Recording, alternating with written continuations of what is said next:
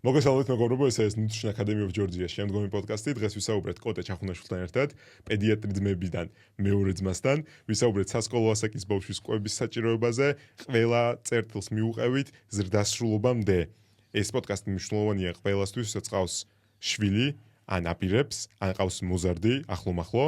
კოტე, რას გაიგებენ დღეს მსმენელები და მოყოლები? დღეს ვისაუბრებთ ყველაფერზე, განსაკუთრებულად მნიშვნელოვანი არის როგორც სკოლის ასაკი, ასევე გარდატეხის პერიოდი. ვისაუბრებთ რა თავისებურებები არის გარდატეხის პერიოდში და ვეცდებით მშობლებს მიცეთ რაღაც პრაქტიკული რჩევები, რომ სიტუაცია მაქსიმალურად კონტროლ ქვეშ გქონდეთ, მაგრამ ასევე ბავშვს მისცენ მაქსიმალური ავტონომია, რაც ზოგადად უფრო მოქმედებს, ვიდრე ყველაფრის მკაცრად კონტროლი. კოტე 0-დან 5 წლამდე იყო საძირკველი ჩავყარეთ. ეხლა ვიწყებთ უკვე სახლის შენებას. რა რეკომენდაციები მოდის უკვე სასკოლო ასაკის ბავშვზე? როგორი ცვლობა კვების ჟერადობა, ნუტრიენტები რამდენჯერ უნდა ჭამდეს ბავშვი ნორმის ფარგლებში?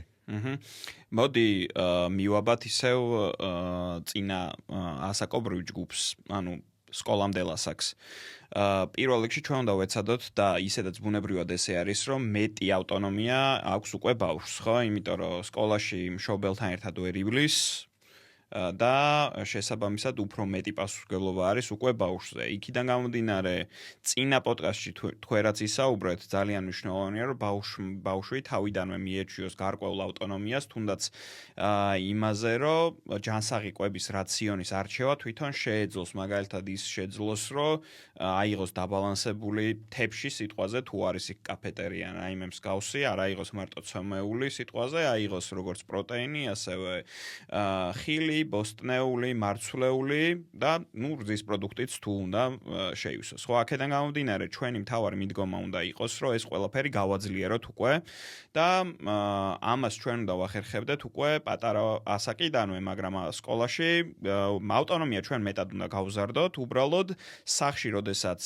უბრალოდ კვების ჩვევები ძირითადად არის დასწავლადი და მშობელმა უნდა მისცეს ძალიან კარგი მაგალითი ბავშვს, იმიტომ რომ მაგალითად უნდა ვეცადოთ და გავაგრძელოთ 18 თვეზე ჩვენ რასაც ურჩევთ ხოლმე მშობლებს, რომ საოჯახო სადილები იყოს რუტინულად 3-4 კვირაში შეიძლება 5-იც იყოს, ან უფრო მეტი.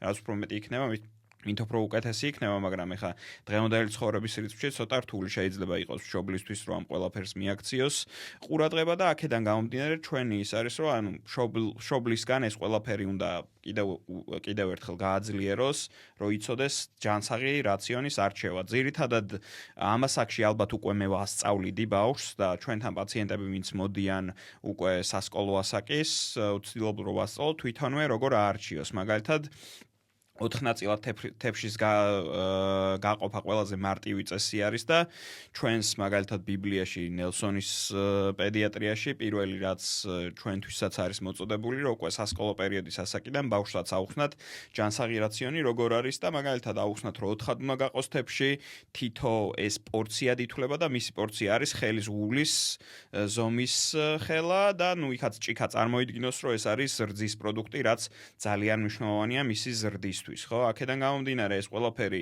პედიატრიც უნდა ჩართული იყოს და მშობელის როლი და მეურვის როლი არის ფასდაუდებელი. იქიდან გამომდინარე, თუ ბავშვი სკოლაში წავიდა, იქ ძალიან ბევრი ცუდი მაგალითი შეიძლება შეხვდეს, თუნდაც ის ბავშვები, რომლებიც მიჩვეული არ არიან ჯანსაღ კვებას, ან ჩვენ ფაქტობრივად სკოლის ასაკისთვის უნდა ბავშვი მზად ვყავდეს ბჭყალებში შემოტევებისთვის, რომ იმდენად გამჯდარი უნდა ქონდეს ეს კარგი ჩვევები, რომ ვეღარ გადაისწავლოს და პირიქით გაძლიერდეს და თუნდაც იგივე რომ მეორე კრიზისული პერიოდი რაც გვექნება და რაზეც ვისაუბრებთ გარდატეხის პერიოდში, იქაც გაყვეს მერე რომ საბოლოოდ მერე როდესაც ჩამოყალიბდება დამოუკიდებელ ადამიანად, აქამდე გაყვეს უკვე ეს ყველაფერი. კოტე, შენ რაც ახსენე, ეს არის ჯანსაღი თეფშის პრინციპი. ამის მოდელები გვაქვს როგორც ამერიკული, ისევე ევროპული, ბრიტანული და გვაქვს ასევე მოდელი, რომელიც სულ ახლახან საქართველოს კლინიკური ნუტრიოლოგიის ასოციაციამ გავაკეთეთ ქართული თეფშის ჯანსაღი მოდელი, იმიტომ რომ აქ რომ მიდევს ჯანსაღი ცხიმი საქართველოში სხვა რამეა ჯანსაღი ცხიმი, არა მაინდა მაინც ყოველთვის ავოკადო. ამიტომ რეალურად მნიშვნელოვანია ბავშვმა იცოდეს რა პორციები უნდა მიირთვას და ეს პორცია რამდენია, იმიტომ რომ თუ გრამად ავწონი სახლში, სკოლაში და სხვაგან ჭირდება ჩემი ხელის გულის ზომა და მე კითხვა შემოდის ყველას ხელის გულის ზომა ხო ერთნაირი არ არის, მაგრამ თუ ხელის გულის ზომა არ არის ერთნაირი, ამასობაში არის ერთნაირი მისი თლიანი სხეულის აღნაგობა და სხვა კალორიები სჭირდება. ამიტომ ხელის გულის პორცია ძალიან ადეკვატურია. ამ ყველაფერს ჩვენი YouTube-ის ლინკის აღწერაში იხილავთ სამივე მათგანის მოდელს. მე როგორ არჩევაზეა და ფერებით და ბოსტნეულით და ხილის პორციებით დამახსოვრებაზე, იმიტომ რომ კალორიები ბევრს არაფერს მეუბნება. ესეც მნიშვნელოვანია წინა პოდკასტში გაიარეთ და ძალიან მნიშვნელოვანია რომ ფერადი თებში შევთავაზოთ, რაც იმას ნიშნავს ავტომატურად, რომ ძალიან მრავალფეროვანი პროდუქტები მიიღო და შესაბამისად ძალიან ასე ვთქვათ, რაღაც დეფიციტი არ უნდა განვითარდეს თუ ჯანსაღად იკვებება და შესაბამისად ისეთი რაციონი აქვს, რომ ყველაფერი მიიღო, პროტეინიც მიიღო, მარცვლეულიც, ხილს, ბოსტნეულიც და ასე შემდეგ. აქ შემოდის კითხვა, როდიდან იწყება ბავშვის კვება? საუზმე რეალურად პირველი მნიშვნელოვანი კვებაა? მაშინ როცა ზრდასრულებში ნახავდით რომ რეკომენდაციები არის თუ ჩემი კვება დაბალანსებულია, საუზმე რომ დამიგვიანდეს, ამით ქვეყანა არ დაიქცევა.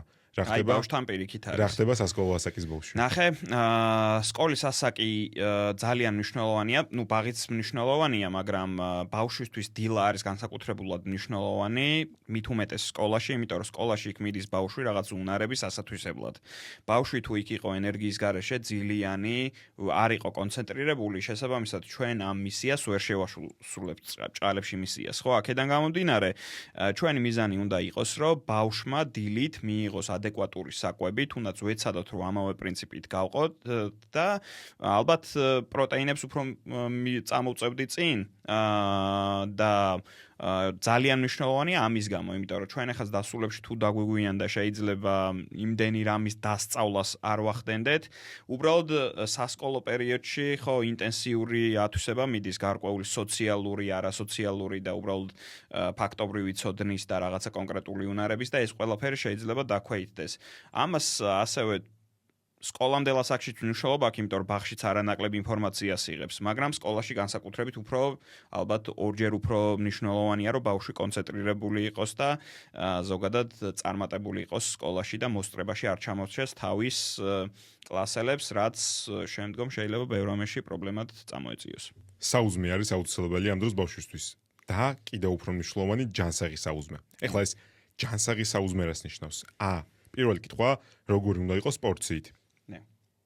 მოგიყვები რა პრინციპებს მიუყვებით და მითხარი რამდენად სწორია. პორციით უნდა იყოს ნორმის ფარგლებში, არც ძალიან დიდი, არც ძალიან პატარა. თუ იქნება ძალიან მცირე პორცია, დიდი ალბათობით ეხლა მოგიყვებით ჩემ გამოცდილებას. მე არასდროს საუზმობდი დილაობით, წონის პრობლემა მქონდა სულ და მეგონა რომ ამით უკეთეს ვაკეთებდი.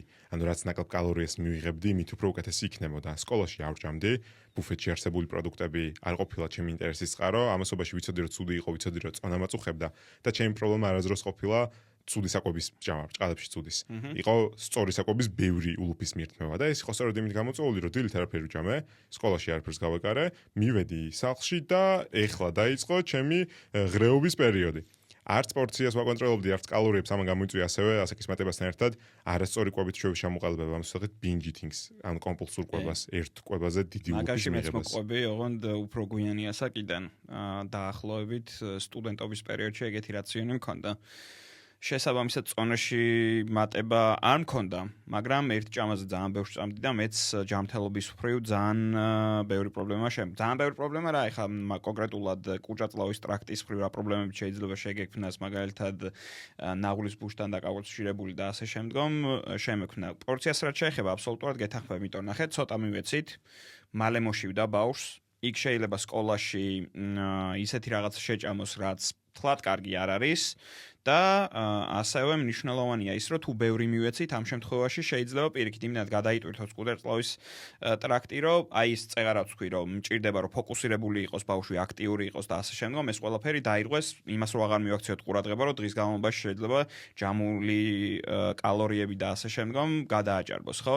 აქედან გამომდინარე, ჩვენთვის ზომა და წონა ძალიან მნიშვნელოვანია და ხო, ამ შემთხვევაში რაიმე საწინააღმდეგო არ მაქვს პირიქით, ეს ერთჯერ ჭამა და ასე შემდგომ არ არის, ანუ ძირითადად ამასაკშიც იმავე პრინციპს შეგვიძლია გავყვეთ, რომ სამი კვება უნდა იყოს ჩვენი პრიორიტეტი და ორი ხემსი და ხემსის მხრივაც უნდა ვეცადოთ, რომ ისეთი ხემსი შევარჩიოთ, რომელიც ჯანსაღი არის უფრო და შაქრის დონე რო შეზღუდული უნდა გქონდეს, ეგ ამაზეც ვისაუბრებთ.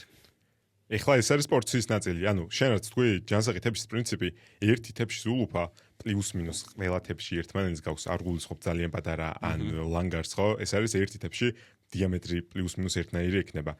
ეხლა როგორ უნდა იყოს ეს გაყოფილი? იმიტომ რომ ყველაზე მეტად საუზმები, რომლებიც მარკეტინგდება, ხდება და მარკეტინგულად, არ ვიცი, ტელევიზიებით, სოციალურ ქსელში მიღება, არის უფრო სწრაფი და ეს მიუყვებით ხო ამას, იმიტომ რომ დრო არ აქვს არავის. მათ შორის არის შობელს, რომელიც ბავშვის სკოლაში გაშვების მერე სამსახურში უნდა გაიქცეს, თვითონ ბავშვს, რომელმაც გვიან დაიძინა, გვიან გაიღვიძა და ეხლა ცოტა დრო აქვს სკოლაში გასაქცევად. ანუ დროის ფაქტორი რელევანტურია, მაგრამ ეს არ ნიშნავს იმას, რომ უნდა დავთმოთ ნუტრიენტული ბალანსი. უმრავლესობა ესეთ სწრაფ პროდუქტებს ეს იქნება ფანტელები, შვრიის ფანტელები ან ხლობიო, მაგის კარგი საქართველოს ყველაზე ცუდი მაგ მხრივ არის ეგ, რომ სწრაფი მომზადების და რასაც ყველა ხმარობს არის რძეში გარევა ამ ფანტელების თუ რა ვიცი ხლობიოების თუ როგორც ვეძახიან. და შესაბამისად, ანუ იქ რო წაიკითხოთ ნუტრიენტული ღირებულება, შაქარი არის რაღაც გაფრენილი და არა მარტო მაგ მხრივ, ანუ სწრაფად მომზადების ზოგადად თუ ბავშვების ფაფა არ არის, იქ საერთოდ შაქრის დონე რო წაიკითხოთ ძალიან კონცენტრირებული არის. ის კი არა, მე და დავით შეგვხედრია, როდესაც ვარჩევდით რაღაც კონკრეტულ პროდუქტს, რო დავკვირები ვართ, შეიძლება ზოგიერთ ბავშვის ფაფაში იყოს იმდენი შაქარი, რომ არ იყოს ბავშვისთვის მისაცემიც კი და შესაბამისად ამას ყურადღება უნდა მივაქციოთ და კი შეიძლება იყოს, მაგრამ მაგალითად ეხა რომ მოვიტანოთ ცილოვანი პროდუქტი, კვერცხი უცბად შეგვიძლია მომამზადოთ, წინა დღეს შეგვიძლია მაგალითად გქონდეს რაღაც წიწიბურა ან რომელიმე მარცვლეული გამზადებული და იქვე ხილი დავჭრათ უცბად ან პამიდორი დავჭრათ სიტყვაზე და უცბად ვაშლიც დავჭრათ, ანუ რაღაც დროის ფარგლებში შეიძლება შეზღუდული იყო, მაგრამ თუ ამას ჩავყვებით დეტალებში, მე მგონი არც ისე რთული მოსამზადებელია ისეთი პროდუქტი, რომელიც სახში შეგვიძლია სწრაფად გავაკეთოთ. ეხლა რაც ჩამოთვალე ალბათ წიწიბურას დასჭირდებოდა დიდი დრო, მაგრამ წიწიბურას მე მაგალითად ვაკეთებ ხოლმე ან მარცვლეულს წინა დღეს და ნუ არ არის ესე მალფუჭებადი პროდუქტი, ხო? კვერცხს შეწვას უნდა რამოდენიმე წუთი. და თუნდაც იგივე ვაშლის დაჭრას და პამიდორის დაჭრას არ უნდა ხო ძალიან დიდი დრო და შესაბამისად აი ესეთი ვარიაციები მე შეგვიძლია რომ იმას ვქნა მაგალითისთვის მოვიყვანე ეს თორე რეალურად შეგვიძლია სხვა ცილოვანი პროდუქტით ჩავანაცვლოთ ხო თუნდაც იგივე ცილოვანი პროდუქტი არ არის აუცილებელი რომ იყოს მარტო ცხოველური წარმოშობის ხო შეგვიძლია პარკოსნებიც ჰქონდეს მზად და ასე შემდგომ ანუ აქაც არსებობს უკეთესი ვარიანტი, რომელიც იმავე დროში მომზადდება, თუ ვიცი სად ვეძებო. ანუ აქედან რა ვთქვი, რომ ერთი მესმის რომ ხანგამოშვებით და აკრძალვების თემა რამდენად მნიშვნელოვანია რომ არ იყოს, ამაზე ცოტა ხანში ვისაუბრებთ, ემოციურ დამოკიდებულობა ყვებასთან როცა მიდგება საქმე, მაგრამ არ აყრძალე არ ჩემი ხლოფიო, არ ჩემი არ ვიცი, შოკოლადის კარაქი და პური, უბრალოდ კითხვა დავსვი რა იქნებოდა უკეთესი? უკეთესი იქნებოდა ჩემი ჯანსაღი თეფშის მოდელში ცილა, რომელიც კვერცხი ყველაზე მარტივი წყაროა, თუნდაც რძის პროდუქტებისგან ხაჭო იქნება იდეალური ვარიანტი. შეიძლება იყოს პარკოსნები, თუმცა ზოგიერთი ადამიანისთვის თუ ბავშვისთვის ლობიოთი დაწყებული დღეალბაც სასურველი არ იქნება, ამიტომ რაღაცა ცხოველურია ხოლმე ყოველთვის არჩევანი, მაგრამ ნუტრიენტულად სხვა ჩამოცვლობებიც არსებობს. მე შემოვიდი საქმეში ბოსნეული ან ხილი, ან დახილი, შეიძლება პომიდორიც იყოს იმ ყორსთან ერთად. შიგნით ვაკეთებული თან ტექსტურაც მოეწონება ბავშვს. ამასობაში ხილი და შემოვიდა ნახრისწყლების წყაროსთვის შეიძლება იყოს თელმარცვლოვანი პური, ის რომ კარაქიანი პური მაინც არ არის იდეალური საუზმე, არც კარაქს ვერ ცალკე არაფერს და არც პურს. რა მაკლია ეს არის კითხვა. თელმარცვლოვანი პურის წყაროს თუ ავიღებ და ამ კომბინაციით ავიღებ მაგ ცილაც, მაგ მარცვლეულიც, ან overnight, ანუ წინაღამით დამზადებული შეიძლება შვრია იყოს, ან წიწიბურა, ან მარცვლოვნები. სრული კომპლექტი შეიკრა ერთი განსხვავებით ის რომ მეტი დრო დამჭირდა მარცვლეულის წინაღამით დამზადებაზე. დროშიც მოვიგე და ამასობაში ჩემბოქს აქვს საკმარისი კალორია და ნუტრიენტები იმისთვის სკოლაში რომ მივა პირველი ორი გაკვეთილი არ ჩამოედინოს ანუ ენერგიობის გამო, ან პირიქით ზედმეტად დიდი პორცია საკვების და ნახრწლების კომბინაციების გამო, იმიტომ რომ რეალურად რასაც ვერტში სწრაფ დამზადების შვრია ახსენე შენ. მათ შორის დასრულებისთვის ოქროს წესი მარცვლეულს მათ შორის ფაფებს, რაც უფრო მცირე დრო ჭირდება დამზადებისთვის, წყლის მერე უფრო მეტად გადამუშავებულია, დიდი ალბათობით მეტი აქვს დამატებული შაქრები, დიდი ალბათობით ნაკლები აქვს ნუტრიენტები იმ კალორიებში, ამიტომ ვიზახი რომ ნაკლებად სასურველია. მაგის უკეთესი ვარიანტებიც მაქვს. ასე რომ თუ სწრაფმომზადების ფაფებზე მიდგება საქმე, იქ არის განსხვავებები, რომელიც მზადდება 5 წამში და მზადდება 5 წუთში. ამიტომ 5 წუთი ადეკვატური დროა, ავირჩიოთ უფრო მეტად დასამზადებელი პროდუქტები, რომელიც დიდი ალბათობით უფრო მეტად თელმარცვლოვანი იქნება. ამ კომბინაციით მივდივარ წერტილამდე და საუზმეზე რატო გავჩერეთ ამდენი ხანი მიუხედავად რომ ბევრი რამ გვაქვს ასაუბრო. ყოველთვის კითხვა და ყოველთვის პრობლემაა, უმრავლესობა ადამიანის პრობლემაა, მით უმეტეს როცა ამას ყოველდღიურად ხედავ. ხო ძალიან ლამაზია, კარაქიანი შოკოლადის კარაქიანი პური, რომელიც მეცნიერწყობი მადგება, რო წარმოვიდგინ და როცა უყურებ დილაობით. ამასობაში მე შემოდის საკობის მარკეტინგის განსხვავებული წერტილი, სადაც ამ ჩემ სწრაფი დამზადების შრის ფანტელს, სიმინდის ფანტელს, ხლოპიოებს კომენტარებში დამიწერეთ რა მოკეთესი თუ იცით მის სახელი ქართული აწერია ზემოდან დამატებითი ვიტამინები, ამას ვსახით ფორტიფიცირებას, ანუ გამდიდრებას, რომელიც გულს მიხარებს. დამატებული შაქარი თუ არ მინდა, ფორტიფიცირებული ვიტამინები მომწონს, მაგრამ კითხვა ისმის, აქ რო D ვიტამინი მიწერია, B ვიტამინი მიწერია, C ვიტამინი მიწერია, ან ბოჭკო აქვს დამატებული, მინაცვლებს იმ ბუნებრივს იშვიათად. პასუხი მაქვს უფრო მეტად არა. ანუ ბუნებრივი წყაროებიდან მირჩევნია ვიტამინები და მინერალები მივიღო, ფორტიფიცირებული მომწონს, მაგრამ დიდი ალბათობით ვერ გააკეთილშობილებს იმ ultra-პროცესირებულ საკვებს. ამაში მომყვები? კი, და უფრო მეცაც ვიტყვი ახლა ალბათ რომ დავადაროთ ბიოშეღწევადობის მხრივ რამდენად უფრო შეღწევადი იქნება მაგალითად წეღარაც სუფრა თუ რაც ქვია გავშალეთ ასე ვთქვათ უფრო კარგად შეირგებს ბავშვი მარტივად რო ახსნათ ვიდრე ეს ფორტიფიცირებული ხო ფორტიფიცირებული ძალიან ბევრი რამისთვის არის კარგი რომ რაღაცა შეჭირვებული ოჯახები რომელსაც შეიძლება არ არის აუცილებელი რომ მარტო აი ეს რაც ჩამოთვალეთ ძალიან ძვირი ასე ვთქვათ საჭმელი რაციონი იყო ხო მაგრამ ამ შემთხვევაში ჩვენთვის მნიშვნელოვანია ის რომ შეიძლება ადამიანს ცდომა არ კონდეს ინფორმაციაზე, რაც საკვების უსაფრთხოების მხრივ ერთ-ერთი მთავარი ნიშანსვეტი არის, ან შეიძლება ინფორმაციაც კონდეს, სახსრებიც კონდეს და დისტრიბუცია არ იყოს იქ ისეთი, რომ აი ეს ყველაფერი შეეძლოს რომ მიიტანოს და ამ შემთხვევაში კარგს გვიკეთებს, მაგრამ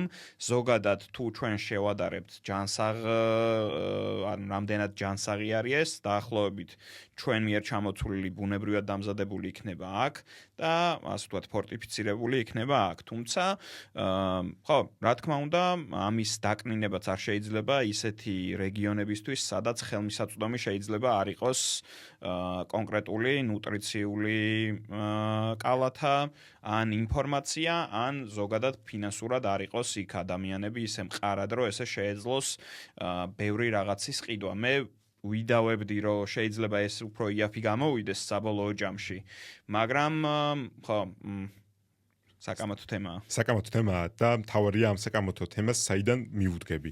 თუ ვიწყებ ცნობის მოყვარის პოზიციიდან რომ რა არ ვიცი, ერთი არა შემიძლია, მეორე რა არ ვიცი.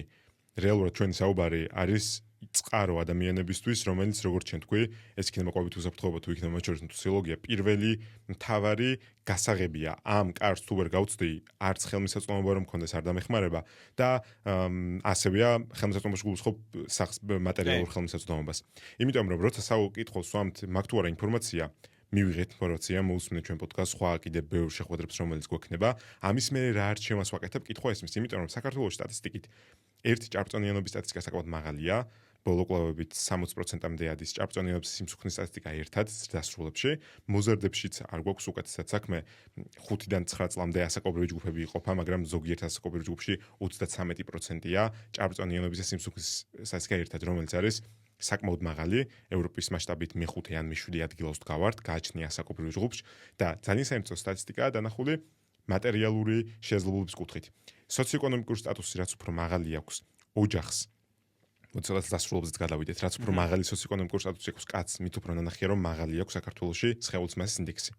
რაც უფრო მაღალი სოციოეკონომიკური შეუკვეთე და ხო, ან და ამასობაში შემოდის საქართველოში საქმეების კეთების პრინციპი. ხო, აი, ხინკალთან და ღვინოსთან წყდება უმეტესობა საქმეების. შესაბამისად, თუ გაუსვამთ ხალხს სოციო-ეკონომიკურ შესაძლებლობას, შეიძლება ისეც იყოს გარემო ფაქტორი. ამასობა შემოდის მეორე წერტილი, სადაც ქალთან პირიქით, რაც უფრო მაღალი აქვს სოციო-ეკონომიკური სტატუსი ქალს, მით უფრო ნაკლებია სტატისტიკურად მისი სხეულისმალის ინდექსი. ეხლა კითხვა ისმის რა ხდება ბავშვებში. რაც უფრო მაღალია სოციო-ეკონომიკური სტატუსი ოჯახის, მით უფრო მეტი ხელმისაწვდომობა აქვს ბავშვს ჯანსაღ პროდუქტებზე, რაც გულისხმობთ, ნუტრიენტებით მდიდარ პროდუქტებზე, ხილზე, ბოსტნეულზე, თელმოვსწრებელ პროდუქტებზე, მაგრამ ამასობაში სტატისტიკურად საქართველოში, რაც უფრო მაღალია სოციო-ეკონომიკური სტატუსი ოჯახის, მით უფრო მაღალია ბავშვის სხეულისმალის ინდექსი. ანუ ეს იყო ჩემთვის შოკის მომგვრელი. ვისურვებდი, რომ ხელში კონფერენციაზე მოსმენილ გითხრა რატო უნდა ყოფილიყო? აბა მითხარი. ესეთი კვლევა არის კვლევა რა, ანუ თუნდაც იგივე ნელსონს ბევრჯერ ვახსენებ ამ პოდკასტში და არ გაგიკვირდეთ. ნელსონის პედიატრიაში თან ეს ძველი რედაქცია არის, ახალი რედაქცია, ჯერ არ გადამიხედავს 2018 წლის. იქ არის ესეთი სტატისტიკა, რომ უმეტესობა სიმსუქნის ბავშვებში არის ოჯახური მიდრეკილებების მხრივ და არა კონკრეტული დაავადებების. ეს ჩვენ გვადგება იმისთვის, რომ მშობელი როდესაც მოდის ჩვენთან, უმეტესობა შემთხვევაში ჩვენ ვამშვიდებთ მშობელს, რომ ეს არის ჩვევასთან დაკავშირებული და თუ ჩვენ შევძლებთ, რომ ეს კვების რუტინა გავასწოროთ და იგივე რომ გადმოვიტანოთ, ახლა საქართველოში არ ვიცი რამდენად ჩატარდა ამაზე კვლევა და ეგ სტატისტიკა თუ ის სწორი არის, ამ შემთხვევაში ალბათ რაღაც ტესტები რო გავაკეთოთ სტატისტიკური, ან ცალკე ავაგროვოთ მონაცემები, ალბათ მივალთ ჩვენ იმ დასკვნამდე, რომ მშობლები არიან შედარებით რახან ფინანსურად უფრო ასე ვთქვათ კარგად არიან, უფრო მეტად არაჯანსაღად იკვებებიან მშობლები, ან ოჯახი კონკრეტულად და შესაბამისად ბავშვთანაც უარესდება. ანუ შესაბამისად ეს ჩემთვის ლოგიკური არის. და ალბათ საინტერესო იქნებოდა უფრო სიღრმეში შეგვიძლია რაღაც დავგეგმოთ და მე შევისწავლოთ ეს. აუცილებლად, იმიტომ რომ ეს საკითხი ჩვენ გვაკლია. ნუტრიენტული სტატუსის განსაზღვრება გვინდა ქვეყანაში. გვჭირდება ჩვენი მდიდარი კულინარიული კულტურის და რეგიონების ნუტრიენტული სტატუსის დეფიციტების, პროფიციტების განსაზღვრა. ეს არის ის, სადაც მივდივართ. და შენ ძმას, შენ გარშემო მყოფ ადამიანებს, ვინც ამ ყველაფერში ჩართულები არიან, უდიდეს პატივისცემა ჩემგან. იმიტომ რომ აქედან იწყება, საუბრით იწყება ყველაფერი, რომელსაც ქმედება მოყვება, რომელსაც ჭირდება ჩართულობა. აქ ალბათ ისიც არის, რომ თუ წეღარაც ვახსენეთ და შენც ახსენე, რომ შეიძლება ფული აქვს, ხელმისაწვდომობაც არის ურბანულ ტერიტორიებზე, მაგრამ ცოდნის დონე ამ მხრივ რახან არის შედარებით დაბალი, ვერ მივდივართ იმ შედეგამდე, რაც გვინდა და შესაბამისად ამაზე, ხო, რა თქმა უნდა, ინფორმაციის გავრცელება არის ნომერ პირველი, რაც ჩვენ შეგვიძლია რომ დავიწყოთ და მე უფრო სიღრმეებში მით უმეტეს თქვენ თუ არ ვიცოდი ახლა პირველად გავიგე რომ ესეთი ქართული სუფრის ვარიანტი გქონდა გაკეთებული და მე აუცილებლად ყოველ შემთხვევაში გავეცნობი და ყველას მოუწოდებ რომ გაეცნო, ხო? შვენიერი. გავიგეთ საუზმის ამბავი, დავანგრიეთ მითები, უკეთესი ვარიანტები განსაზღვრეთ, შევახამეთ ერთად, თქვით რომ პრობლემა არის ზოგჯერ ცოდნა, ზოგჯერ ხელმისაწვდომობა, ზოგჯერ ორივე ერთად და არ ვიცი რაღაცნაირად ერთად უნდა ვიცადოთ და ორივე უნდა გავითვალისწინოთ, ეს თქვით რომ საიდან უყურებ, თუ უყურებ პოზიციიდან რომ მეტი მაინტერესებს, აქ შემოდის უკვე ჩვენი საუბარი რელევანტური. იმიტომ რომ ყოველთვის პირველი კედელი ხდება და ჯანსაღი კვება ხომ ძვირია, რომელიც სწორია და თან ამის კედლის შემოსავლელი გზაც არსებობს თუ მეტი ცოდნა მაქვს. იმიტომ რომ შემიძლია კვერცხი მომზადო, რომელიც ამასობაში მზადდება სხვადასხვა ტიპის. შეიძლება ეს იყოს კვერცხიანი პური, რომელსაც არაფერს ვერ ჭირთ, უზემოდან ბოსტნეულს დავამატე და პურის წყაროც შედარებით უკეთესი ავარჩიე და შეიძლება იყოს კვერცხი ბოსტნეული და პური, რომელიც განსხვავებული ულუფებით იქნება მოწოდებული. ანუ გზის ავლის საშუალება ყოველთვის არსებობს უმეტესწილად. ამიტომ ძალიან დიდი მადლობა შენ. ამის მერე, საუზმის მერე რას ვაკეთებ? წავიდე ბავშვი სკოლაში. ლანჩი უნდა გავატანო? მე ალბათ მივეხმარებოდი ბავშვს, ეს ძალიან მნიშვნელოვანია, იმიტომ რომ რაც მე ინფორმაცია აქვს, ესეთი კაფეტერიები, სადაც შეუძლიათ თუ რაღაც ძვირიანი სკოლა არ არის, რაც სამწუხაროდ მოსახლეობის უმეტესობას არ აქვს საშუალება, რომ ესე ძვირიან სკოლაში მივიდეს, კაფეტერიები არ არის ისეთი მდიდარი, რომ იშოვებოდეს სიტყვაზე ეს რაციონი და ბავშვს ძალიანაც რომ უნდოდეს ამის არჩევა, შეიძლება არ ქონდეს ამის საშუალება. უბრალოდ ამავე პრინციპით გავუყოფდი სავარაუდოდ, ასევე ლანჩთან ერთად ლანჩი ოღონდ მარტო ეს კვება არ იქნებოდა ჩემი აზრით, იმიტომ რომ უმეტესობა ბავშვების რაც მე ხა ჩემთან პაციენტებისგან ვიცი, სადაც 2-3 საათამდე უწევს სკოლაში ყოფნა, ან 3 საათზე ადრე ვერ მიდის სახლში. შესაბამისად მე გავყოფდი ისე, რომ პატარა ხემსიც კონდეს, რომ უცბად სიტყვაზე დილით 8-ზე შეჭამა და 12 საათზე რომ მოშივდა სიტყვაზე რაღაც პატარა შესვენება, მცირე შესვენებაზე რაღაც პატარა წაიხემსოს. ხემსის მხრივ ძალიან მარტივია მოსამზადებლად სახლში ისეთი რაღაც ხემსების მომზადება, რომელიც შედარებით უფრო ჯანსაღი შეიძლება იყოს, თუნდაც იგივე ხილი ბოსტნეულისგან, მაწონისგან და ასე შემდგომ ძალიან ბევრი რეცეპტები არის, რომელიც შეგვიძლია გამოვიყენოთ და თვითონ კვებას ასევე გავყოფდი იმ პრინციპით, როგორც წეღავ თქვით, რომ იქ იყოს ცილის შემცველი პროდუქტი, იყოს მარცვლეული შემცველი პროდუქტი, იყოს ხილიც და ბოსტნეულიც, ხო? უბრალოდ არ გავატანდი ზედმეტს.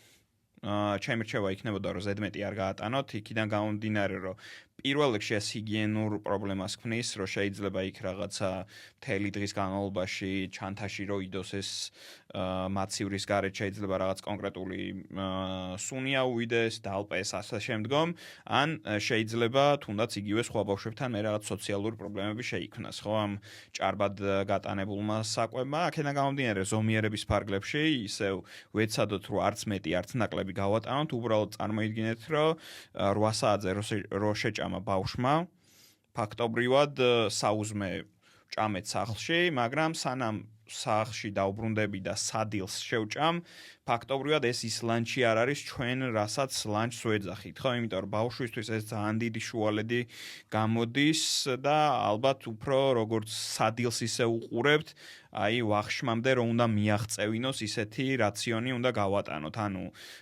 ძალიან ცოტაც არ უნდა იყოს, მაგრამ ძალიან დიდიც არ უნდა იყოს.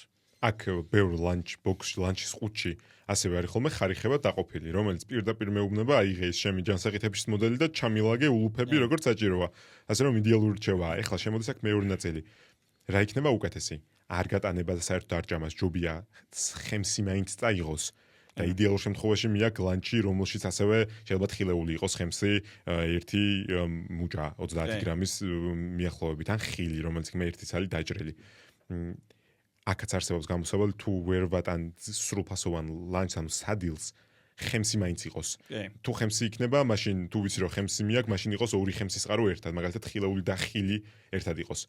აქაც არის ძალიან ბევრი კომბინაციები არის, რომელიც შეუძლიათ გააკეთონ და შესაბამისად მე ძირითადად ჩემთვის, როდესაც ვიმზადებ ხოლმე, მაწონი და გაყინული ხილი არის ჩემი go-to პროდუქტი და შესაბამისად ბავშვებსაც ალბათ გემონური თვისებებით შეუძლიათ რომ ეს მოიმზადონ. გაყინული ხილი, იმიტომ ჩემთვის პირად ცოცხალი ხილიც შეუძლიათ რომ დააბრუნდეთ, მაგრამ ჩემი პირადი მოსაზრებაა რომ ეს გაყინული პროდუქტი რაღაც უფრო კარგ გემონურ თვისებებს ატარებს. მე შეიძლება რაღაცა გაყინვის პერიოდში რაღაცები დაკარგოს ნუტრიენტული ღირებულება, მაგრამ გემონური თვისებები ჩემი აზრით უკეთესი აქვს ვიდრე ისე დამზადებულს. კოტე სხვადასხვა კვლევები მეუბნება, მიმანიშნებს ცოტა პირიქით კენკრაზე, რომ შეიძლება გაყინულ კენკრას ნუტრიენტული ღირებულობა მაღალი ქონდეს. ახლა არსაიდან არ გაჩნდა მიკროკრისტალები, რომლებიც წარმოიქმნება გაყინვისას, ისე არღვევს უჯრედულ შემადგენლობას, რომ მისი ნუტრიენტები უფრო მარტივად ასათვისებელი ხდება ადამიანის ორგანიზმისთვის.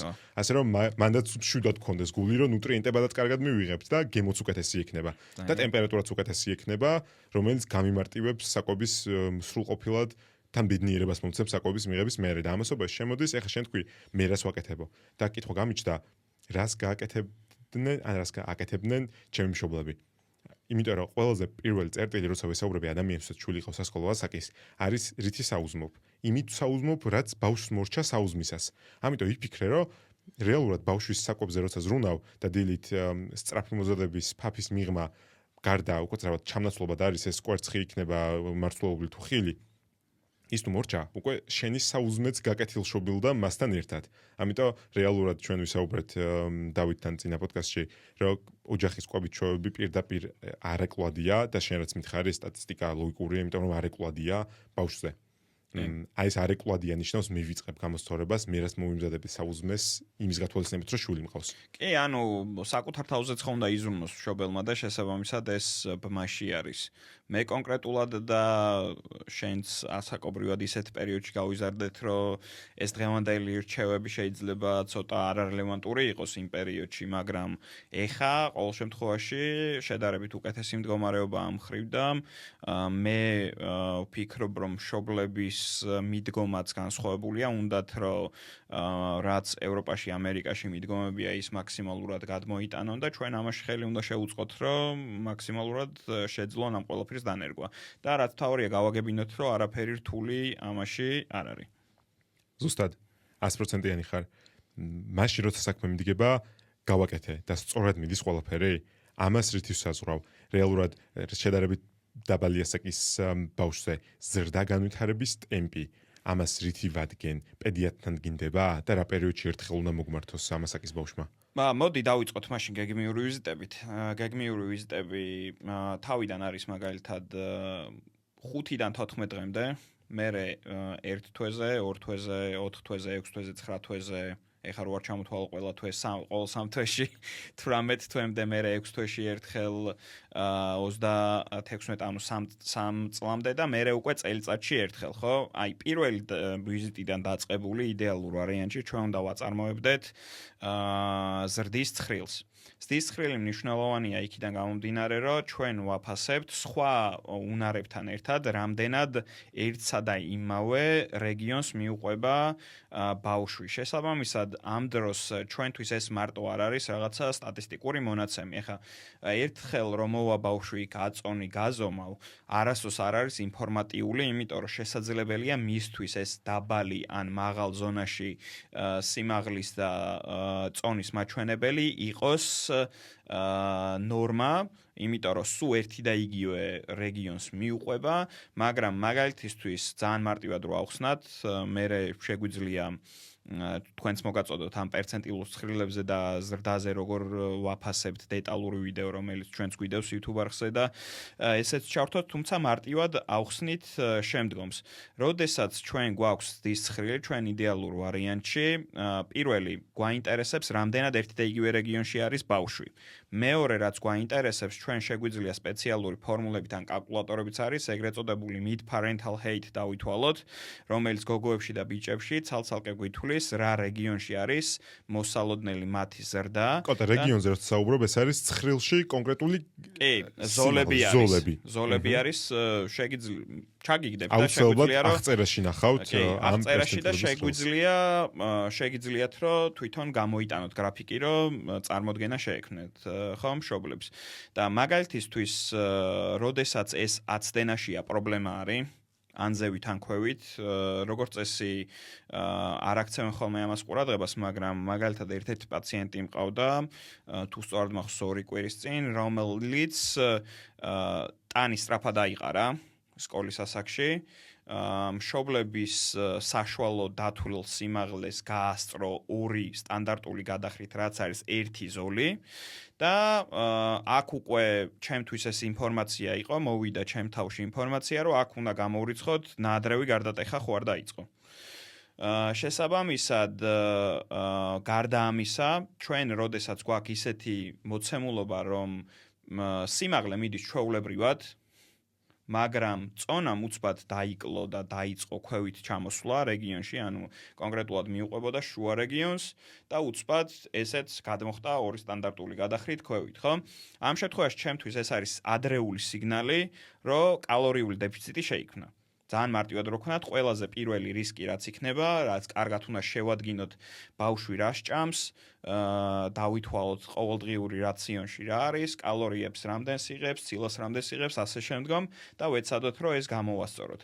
როდესაც ორივე ქვევით ჩამოვიდა, მაგ დროს ვარიანტია, რომ უკვე იმდენად დიდი დეფიციტი არის, რომ სიმაღლეც ვეღარ ეწევა და ამ შემთხვევაში უფრო დიდი შანსია, რომ ვეძებოთ რაღაც კონკრეტული დაავადებები, რომელიც უკვე ცალკე ძიების თემაა და უკვე კომპლექსურად უნდა ავიღოთ, რომ ნახოთ სიმაღლემ რატო შეწყვიტა ზრდა და წონამ რატო შეწყვიტას და რომელიც სისტემურ დაავადებებთან უფრო არის კავშირში და ეს შეიძლება იყოს როგორც ენდოკრინული დარღვევები, ასევე შეიძლება იყოს ინფექციები და ასე შემდგომ.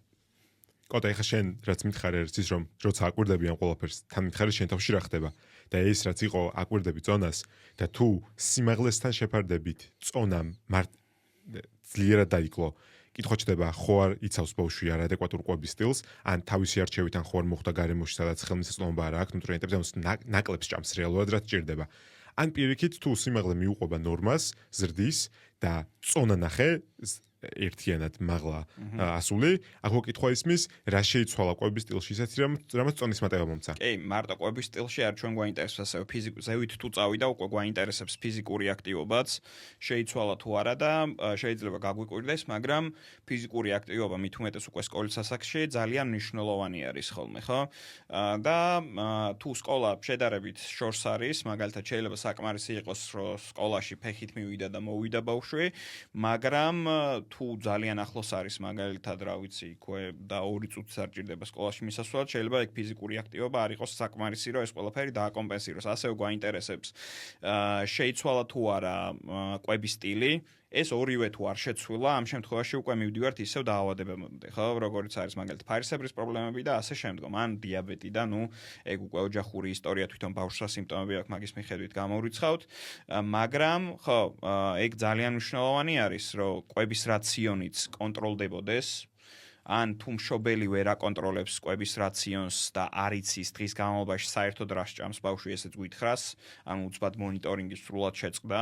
აქ ჩვენ როდესაც დავიწყეთ ეს ნაწილი, უკვე ვთქვით, რომ ავტონომია მნიშვნელოვანია, მაგრამ ავტონომია არ ნიშნავს, რომ ზედამხედველობის გარეშე უნდა დავტოვოთ ბავშვი, ხო, მაინც რაღაცა ტიპის კონტროლის მექანიზმები უნდა გქონდეს და ასევე ფიზიკური აქტივობა უფრო მარტივი შესამჩნევი არის, იმიტომ რომ ეხლა სკოლაში ძირითადად არის კი ფიზკულტურის გაკვეთილება და ასე შემდგომ, მაგრამ როგორც წესი, იქ ან ბავშვები არ აქტიურობენ დიდად ფიზიკურად, ან კვირაში 1 ან 2 დღე არის ხოლმე, რომელიც საკმარისი, ანუ ვერ დააკომპენსირებს იმას, იმიტომ რომ ჩვენ მე მაგალითად ყოლია პაციენტი, რომელიც 2 სპორტზე დადის მაგრამ საბოლოო ჯამში რომ ჩაეკითხები შეიძლება ეგ ფიზიკური აქტივობა არ იყოს საკმარისი, ხო? და არ არის აუცილებელი რაღაცა შტანგები და გირები და უცბად ისეთ დატვირთვა მიიღოს, რომ ძალიან დიდი დატვირთვა მიიღოს, თუმცა ჩვენ უნდა ვაკონტროლოთ, რომ თუნდაც იგივე სეირნობა მინიმუმ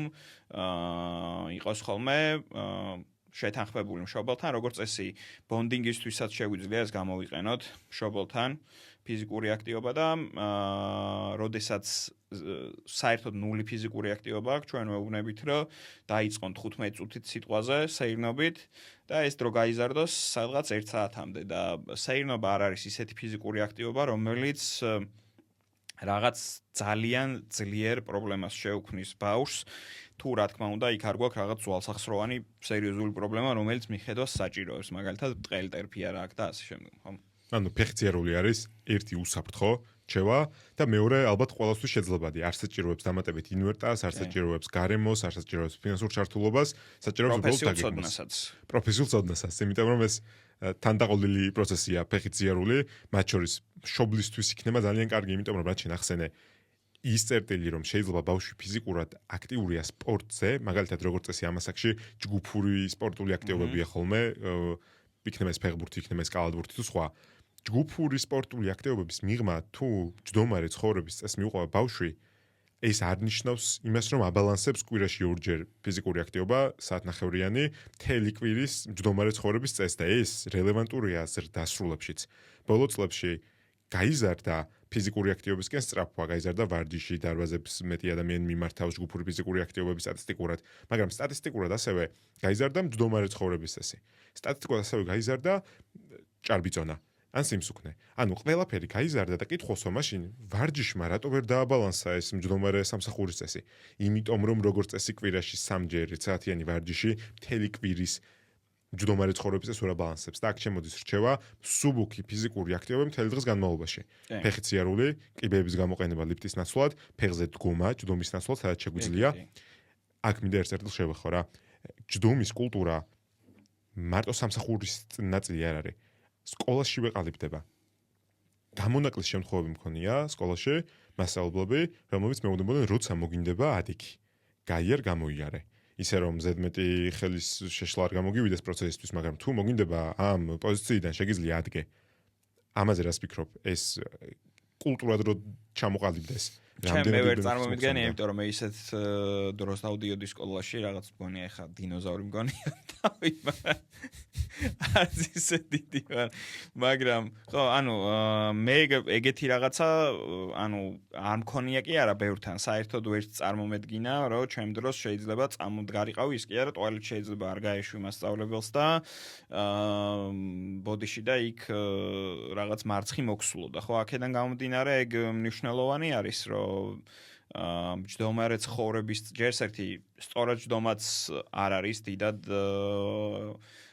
სწავლებადი ჩვენს სკოლებში, იმიტომ რომ ყოველ შემთხვევაში მე როდესაც სკოლაში ვიყავ, იქ არ იყო ასაკის შესაბამისი სკამები, რაც შეუძლებელს ხდიდა ფაქტობრივად, რომ შენ ან სწორად დამჯდარიყავი, ან ასე ვთქვათ, რაღაცა გესწავლა მაგ მხრივ, ამიტომ ასაკობრივად სწორი მერხი, სკამი და ასე შემდგომ უნდა იყოს. ეხა სხვათა შორის ამ ბოლო პერიოდში როგორ არის სკოლებში, ეგ არ ვიცი, მაგ მხრივ სიტუაცია და წამოდგომის მხრივ, ანუ იდეაში პრობლემა მე მგონი არ უნდა ქონდეთ მასწავლებლებს, იმიტომ რომ იქ ფეხზე წამოდგება ბავშვი, გაივლის ასე შემდგომ, შეიძლება ის რუტინა დაერღვეს, რაც ამასაკში ყალიბდება, ხო, რომ დღის ძირითადი ნაწილი უნდა გაატაროს მჯდომიარე პოზიციაში, რაც არც ისე ჯანსაღი არის და ბევრ რამეში გვეხმარება, ზოგადად კარდიოვასკულური სისტემით დაწყებული,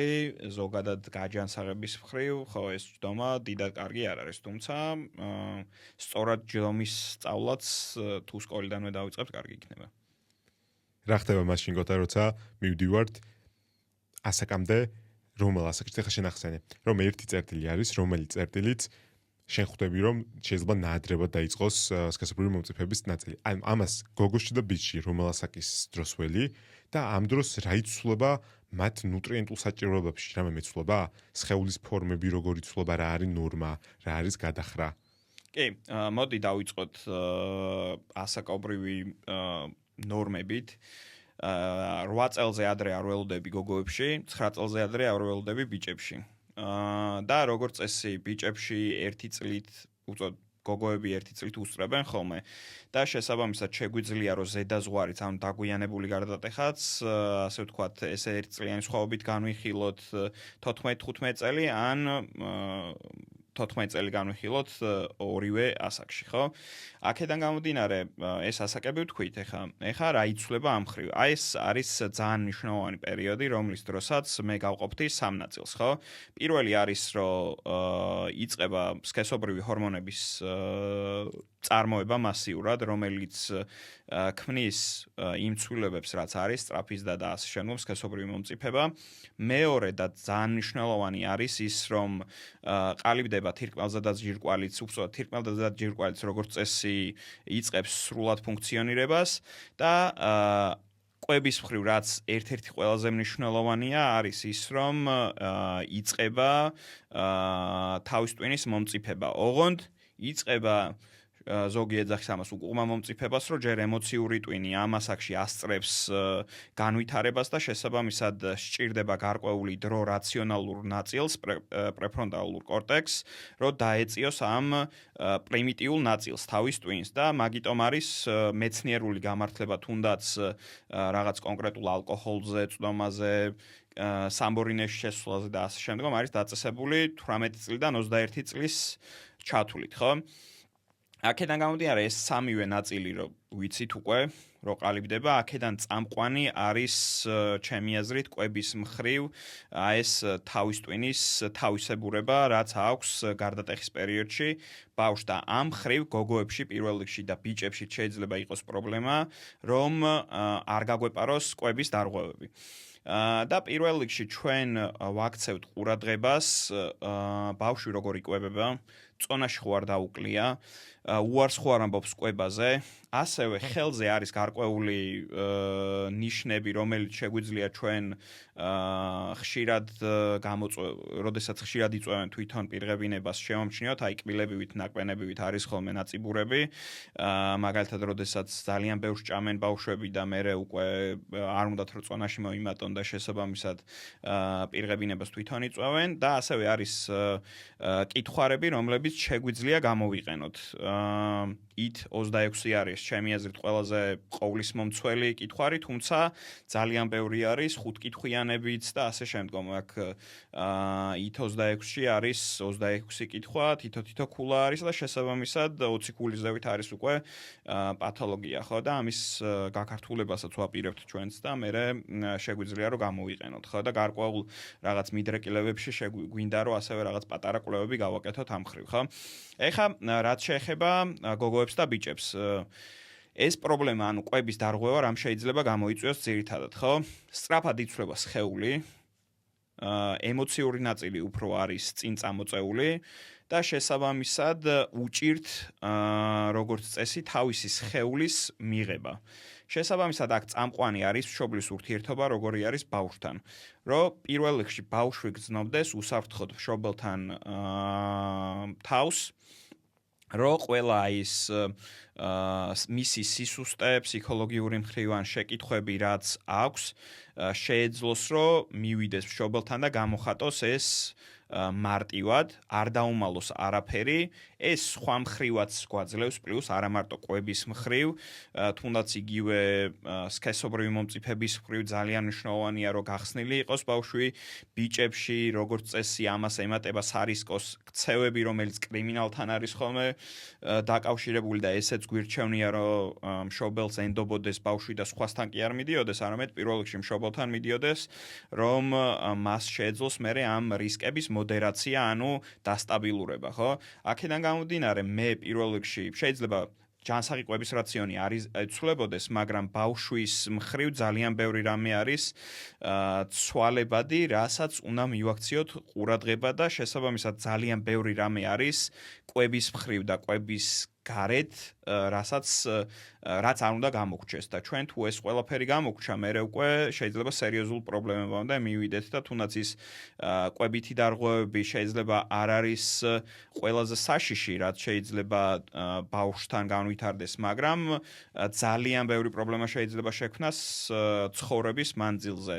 აქედან გამომდინარე, ჩვენ მშობლებს ურჩევთ ხოლმე, რომ პირველ რიგში ხშირი კომუნიკაცია, უნდა მშობლებმა აიტანონ ის კონფლიქტი, რაც გარდაუვალია და იქნება მშობელთან, იმიტომ რომ ამ ასაკში ყალიბდება, ასე ვთქვათ, რაციონალური აზროვნება, უბრალოდ ამ ასაკში უფრო წინ უსწრებს ემოციური ტვინი, რაციონალური აზროვნება უკან არის გადაწეული და მშობელი უნდა მოექცეს, ასე ვთქვათ, გაგებით, ხო, ბავშვს. უბრალოდ ეს თუ გრძელდება გარდატეხის დაწყებიდან 2 წელი და მეტი და ეს კონფლიქტის რეზოლუცია არ ჩანს საზღვარზე, აქ უკვე მე ურჩევდი მშობლებს, რომ პროფესიული დახმარებაც ჩაერთოს მენტალური ჯანმრთელობის მხრივ, იმიტომ რომ ეს 2 წელზე მეტი თუ გრძელდება, როგორც წესი, არ არის ნორმალური. ანუ შეიძლება არ მოგვარდეს 2 წელში, მაგრამ გაუმჯობესება უნდა იგრძნობოდეს და შესაბამისად მშობლებს ურჩევდი, რომ მეტი გამძლეობა ქონდეთ, მეტი გაგებით მოეკიდონ იმ სიტუაციას, რასაც გარდაუვლად თითქმის ყველა მშობელი შეეტაკება და ეცადონ, რომ მაქსიმალური მონიტორინგი ქონდეთ, მაგრამ მაქსიმალური ავტონომია მისცენ ბავშვს და ჯობია იქ დაკითხვაზე კი არ გყავდეს ბავშვი, არამედ იმდენად უსაფრთხოდ გრძნობდეს ჩვენთან თავს, რომ მოვიდეს ჩვენთან პირველად და არ მივიდეს შეიძლება მეგობართანაც მივიდეს და იმასაც უთხრას, მაგრამ იმასაც უთხრას და ჩვენც გვითხრას. ორი მთავარი რისკი და ერთი საჭიროება ახსენენ ნუტრიენტული ნაწილით.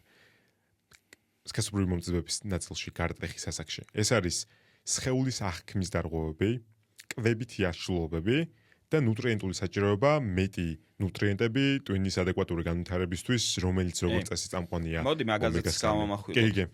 ყურადღება პირველ რიგში გარდატეხის პერიოდში, ანუ პატარა ასაკში თუ კალციუმის დარღვევები მაგალითად თითქმის არ არსებული არის, იმიტომ რომ რძის პროდუქტს ასე თუ ისე მაინც იღებს ბავშვი და 2 წლამდე როგორც წესი ყველას აქვს რძის პროდუქტი, ამ ასაკში არის ხშირად რომ რძის პროდუქტი შეიძლება საერთოდ არ იღებდეს და რო გადავხედოთ ნუტრიენტულ ღირებულებებს ძალიან უნდა დავითვალოთ აი პროცენტებში რამდენია ბიოშეღწევადობა და რაღაცა რომ კალციუმი რაღაცით შევოსოთ. რძე და რძის პროდუქტები გარდა მაგისა ძალიან ბევრ რაღაცას გვაწვდის, მაგრამ მინიმუმ კალციუმის მხრივ უნდა ვეცადოთ რომ ყოველთვის იყოს ჩართული. ომეგა-3 რაც თქვი, ხო? ძალიან მნიშვნელოვანია რომ ომეგა-3 რაციონით იყოს ჩართული და არა სუპლემენტებით, იმიტომ რომ ძალიან მარტივია.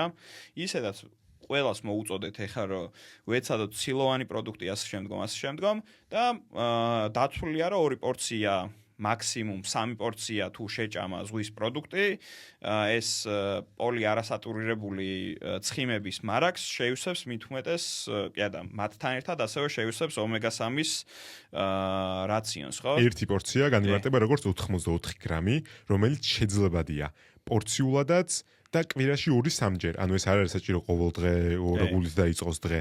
ან და მცენარეული წყაროები, რომელს ბიოშეღწევადობაც ნაკლებია და განსხვავებული სახის ომეგა-3-ია, თუმცა ეგეთი თვლობა თხილეულ თესლეულში, სელის თესლში, ჩიას მარცვლებში. ზეთებშიც არის რომელიღაცაში, ხო? მათ შორის სელის თესლის ზეთი, ჩიას თესლის ზეთი თუ მაქვს, მათ შორის მაქვს უბრალოდ ვამახვილებ ყურადღებას ცხოველურ წყაროზე ამ პოლიუჯერი ომეგა-3 ცხიმოვანი წყაროების.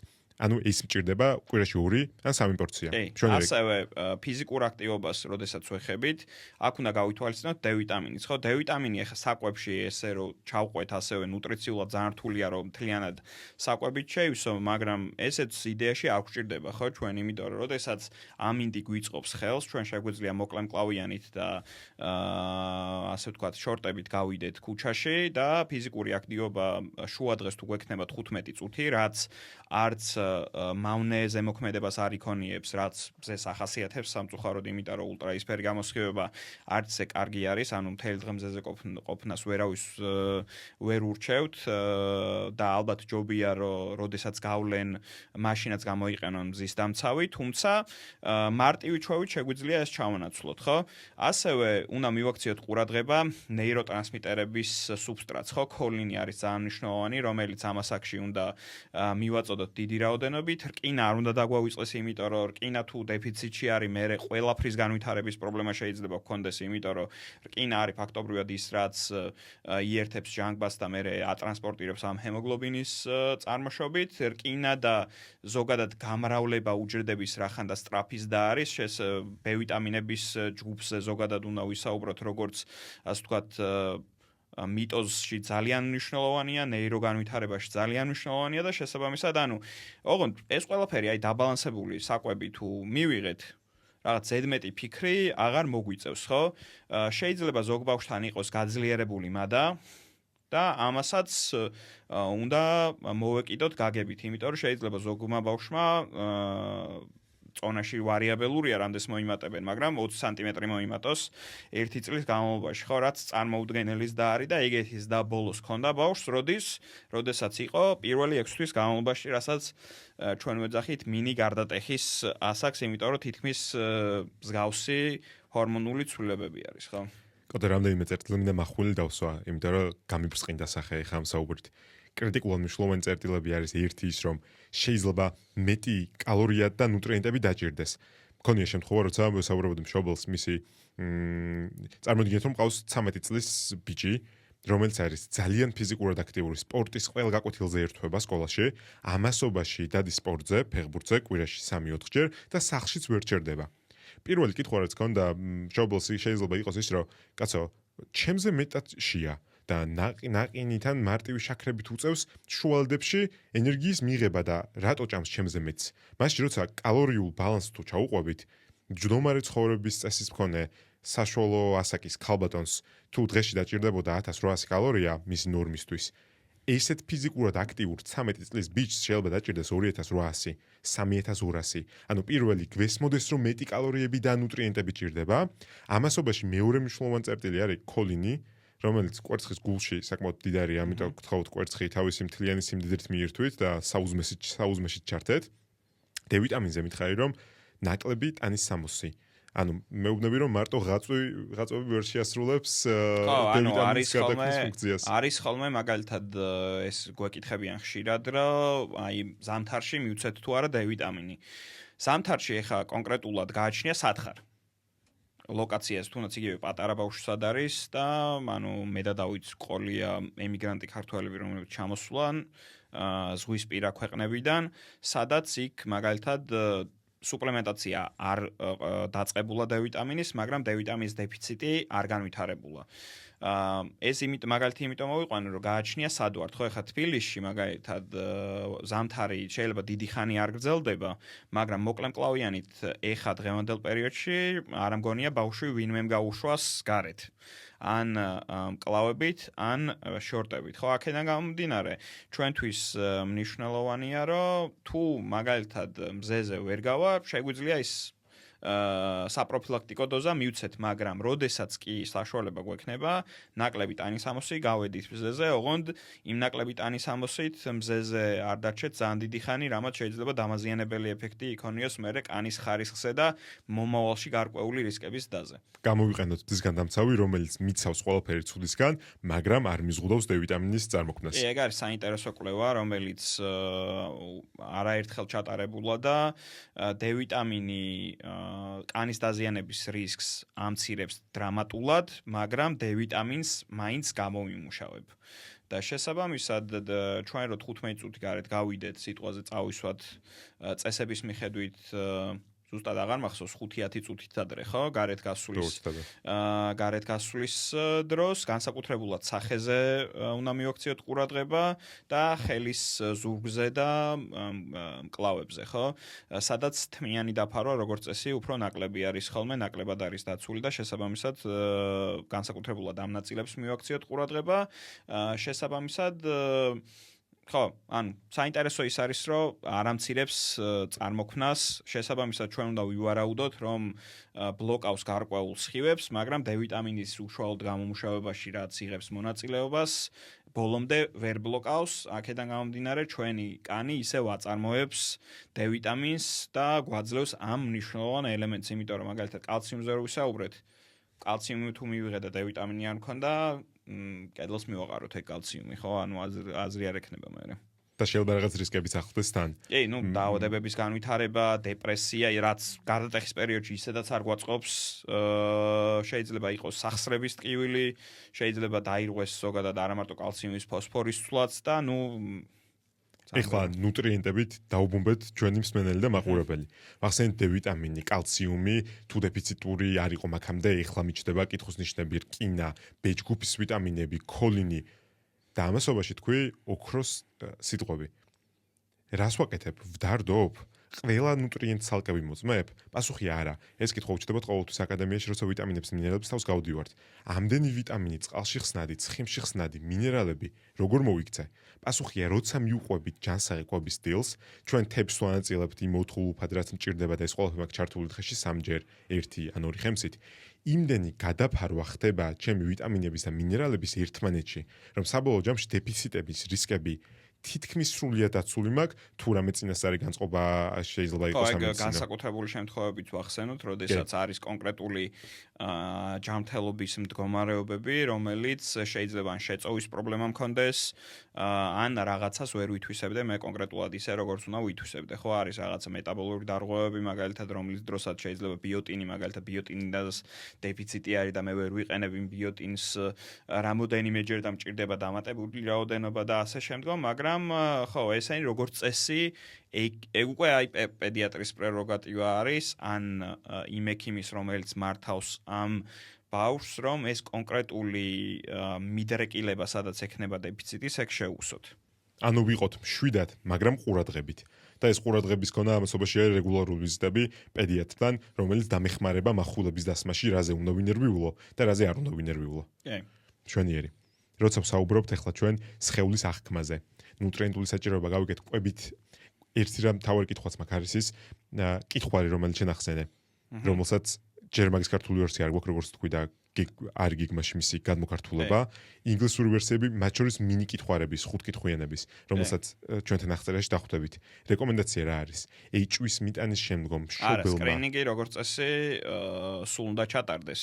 აჰა, სახლში მშობელმა თვითონ შეუძლია ირჩიოს და როგორც წესი ბავშვთან ერთად ივსება ხოლმე ეს და ანუ სახლში შეავსებს თუ პედიატრთან მნიშვნელობა არ აქვს. ეგეთი ერთი კითხვარი გვაქვს ასევე უბრალოდ ბევრი კითხვარი გვაქვს ეგეთი, მაგრამ არის მაგალითად აუტიზმის სასკრინინგო კითხვარი, რომელზეც ეხა მაგალითად ჩავწერეთ ვიდეო ახლახანს და ეგეც მშობლის მიერ ივსება. ოღონდ იქ პატარა რახან არის ბავშვი მშობლის მიერ ივსება.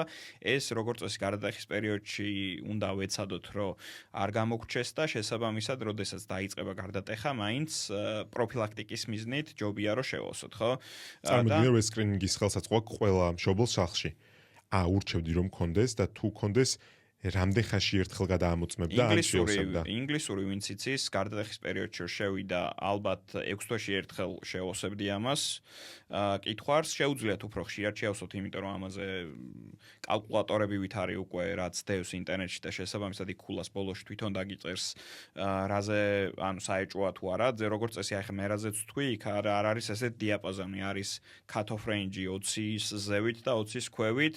20-ის ზევით არის უკვე მაღალი რისკი და შესაბამისად სპეციალისტის შეფასებას საჭიროებს. ით უბრალოდ ჭამა აბრევიატურა არის და არ მოვიწყვილები, არ მახსოვს აბრევიატურის ქვევით რა არის, მაგრამ 26 არის და შესაბამისად ით 26 შეგიძლიათ რომ დაგუგლოთ და აღწერაში ნახავთ აუცილებლად. დავდებთ მულს და 5 კითხვიანი რაც მითხარი, ის შეიძლება უფრო მარტივი იყოს. ისიც მოვნახოთ და აუცილებლად აღწერაში დახვდებით. ამის მერე რაც შეეხება ნუტრიენტულ საჭიროებებს გავიგე, რაც შეეხება კვებით აშლილობის სკრინინგულ მეთოდებს გავიგე, რა ხდება სხეულის აღქმა როცა იცვლება მოზარდს. მაინტერესებს სტატისტიკა მაგ თუ არა ბიჭში და გოგოში გარდატეხის ასაკში, რომელს უფრო მეტი საშიშროება აქვს რომ სხეულის აღქმის დარღვევა ქონდეს. ცალსახად. ამასობაში თუ ეს ესეა, როგორ ნახე ამ დროს შენ თქვი რომ ეს არის კომუნიკაციის ნაწილი და მათ შორის სხეულის აღქმა და სხეულის სწორი აღქმა არის კომუნიკაციის ერთ-ერთი წერტილი, რასაც ბავშვი ხედავს მის გარშემო, ერთი, ხედავს სოციალურ ქსელში და მერე უნდა განიხილოს ეს ყველაფერი სანდო საყვარელ ადამიანთან.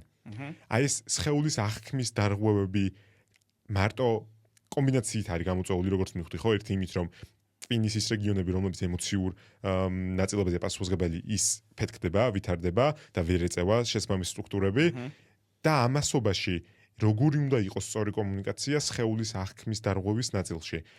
ჩემთვის ვინმეს ნახე, ეხლა აქაც ერთი რამე მინდა რა რომ ახსენდება ყველაფერი რაც გავიარე, ამასობაში არასდროს მიჩნდება დანაშაული შეგრძნება მშობლების მიმართ. იმიტომ რომ იცვლება დრო და იცვლება სტანდარტები და ჩვენ დღევანდელ შეხვედრა არც ერთმა მშობელმა არ უნდა იხქვას, ვაიმე რა შეცდომები დამიშვია. ეს არის კიდევ ერთხელ ცნობის მოყვარის პოზიცია, რა შეცდომები შემილია თავიდან ავირიდო. იმიტომ რომ ეხლა რაღაც ნეგატიურ განცდება შემიმყრო და ეს მინდა აღწერო, რომ ეს არ არის გამკითხავი პოდკასტი, ეს პირიქით არის ხელსაწყო, რომელსაც სწორ დროს გამოიყენებთ.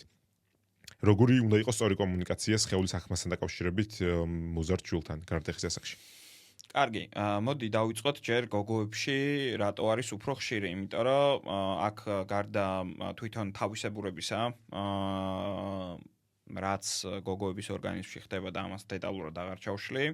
ჩვენთვის მნიშვნელოვანი არის ის, რომ სოციალური სტრუქტურა გვაქვს ეხა ეგეთი, რომ ამ ხრივ გაცილებით უფრო მეტ ყურადღებას გარეგნობას აქცევენ გოგოები ვიდრე ბიჭები. მაგიტო არის, რომ ბიჭებში უფრო იმატებს ეს გემბლინგი, კრიმინალური აქტივობა, ან მავნეჩვევების დასწავლა, როგორც არის ალკოჰოლი და ასე შემდგომ, ხოლო გოგოებში ძალიან დიდი პრობლემა არის ხოლმე აი ეს კვებითი დარღვევები, ხო?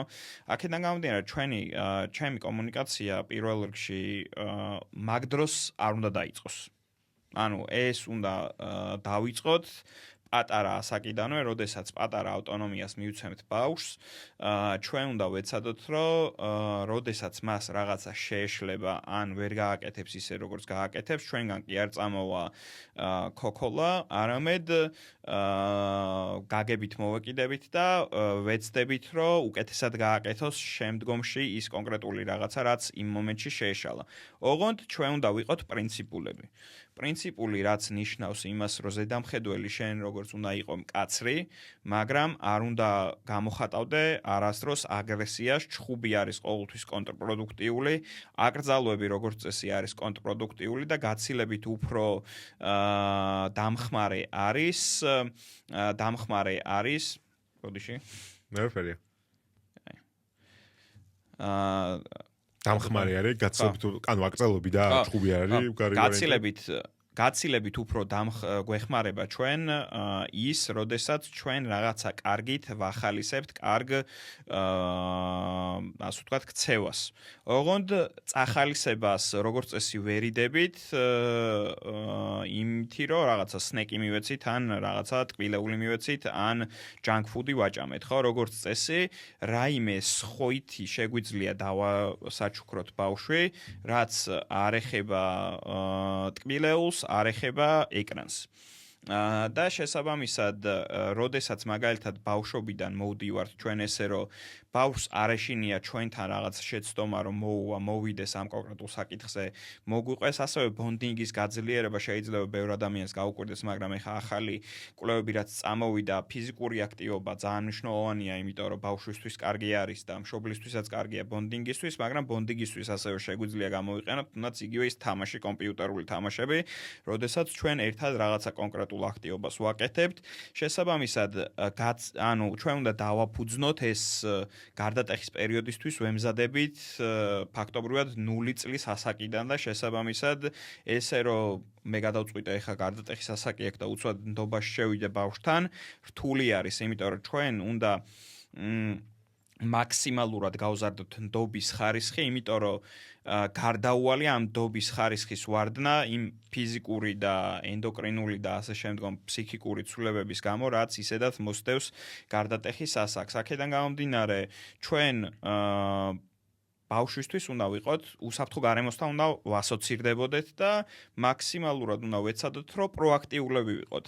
არ ვიყოთ მარტო დამოკიდებული იმაზე ბავშვი რამდენად გამოგვიტყდება, უბრალოდ აქაც უნდა დავისწოთ ზომიერების ფარგლები, იმიტომ რომ ზედმეტი, ანუ ავტონომიას ვაძლევთ ბავშვს, მაგრამ ზედამხედველად ვრჩებით, თუმცა არ ვდუნდებით ესე რომ ეს უკვე გაიზარდა გარდატეხის ასაკშია და ყურადღებას არ მივაქცევთ, ესეც არ არის, ხო და ვეცადოთ, რომ ანუ ბავშვი მიხვდეს, რომ მართლა გვაინტერესებს, რას აკეთებს და ეს ზოგადად ჩემთვის ყოველთვის გამაღიზიანებელი კითხვა იყო, როდესაც მაგ პერიოდში ვიყავი, აი სკოლაში რა ქულა მიიღე.